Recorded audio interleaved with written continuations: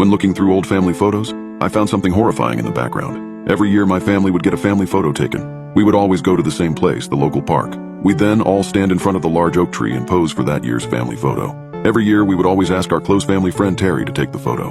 It was our one tradition that we would follow every year as a family. We followed this tradition for over 15 years.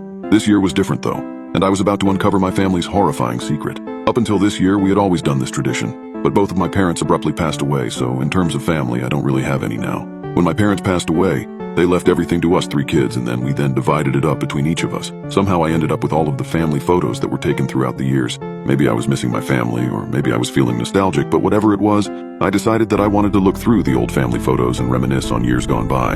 I didn't know it yet, but this would soon become the biggest mistake of my entire life. I went up to the old desk that is sitting inside of the small study room and opened the top drawer. Inside there was a large pile of old papers that I hadn't been through for many years. I searched through the old bills and the old letters, looking for the photos that I knew I had placed in this drawer. I had to search through all of the paper, and at the bottom of the drawer sat the small stack of photographs of me and my family standing in front of the old oak tree. I gathered them up and closed the drawer before heading out of the study and sitting in the armchair that is in my lounge room. I looked down at the photograph that was on top of the pile. I remembered that years ago I had placed the photos in chronological order, and so the photograph on top was the earliest one taken. I was about 3 in the photograph. My parents were both standing behind me and my brother Jake was next to me. Samantha was not born yet, so she didn't make an appearance in this edition of the family photo.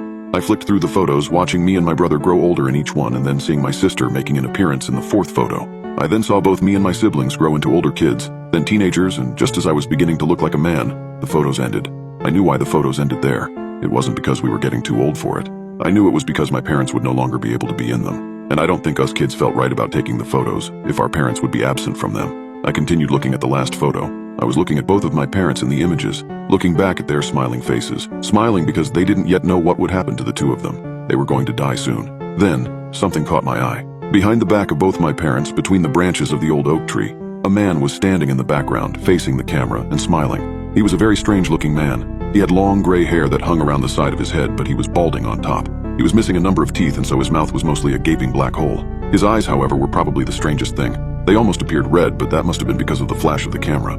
I laughed a little bit to myself, thinking that we had been photobombed. I then finished flicking through all of the photos, and so was back at the beginning. I was about to put the photos back in the drawer, but that's when I saw it again. I saw him again. The same man, standing in the same spot behind my parents. The man looked the same age as he did in the previous photo, even though this one was many years earlier.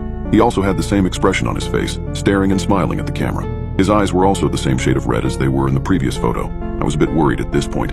How could he appear in both photos that were taken 15 years apart? I then looked at the next photo, and standing behind the oak tree and behind my parents was the same man, looking exactly the same, his eyes still red.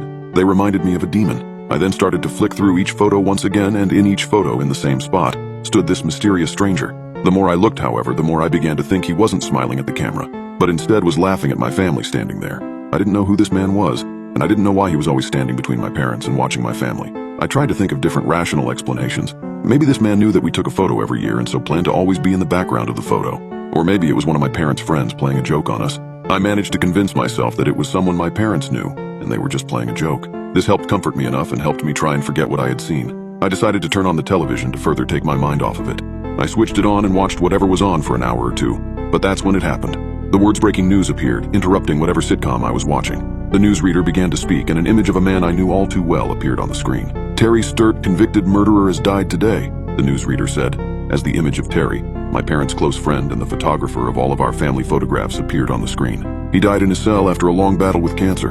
Terry was convicted back in 1996 of the murder of Edward and Teresa Barter, the newsreader continued, as a photo of my parents flashed up on the screen. Terry Sturt has always maintained that he was innocent, and today, in a deathbed confession, he revealed who he believes is responsible for the death of what Terry calls his closest friends. Terry claims that the man responsible is a man by the name of Paul Randling. However, 7 News can reveal that Paul Randling had long since been dead before the murders of Edward and Teresa Barter took place. The newsreader finished speaking, and the sitcom I was watching began to play once more. I couldn't get the man out of my head, though.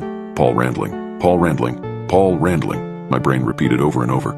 I hadn't heard of the name before, but I had to know who it was. I pulled out my phone and opened Google and typed the name Paul Randling into the search bar and then hit search. Most of the results were for Facebook profiles of people with that name. After a bit of searching, however, I managed to find an article with the name Paul Randling in it. I began to read. Murderer, Paul Randling will face life in prison. Paul Randling has today been sentenced for the hideous crime of a double murder. He has been convicted of murdering a young couple in cold blood.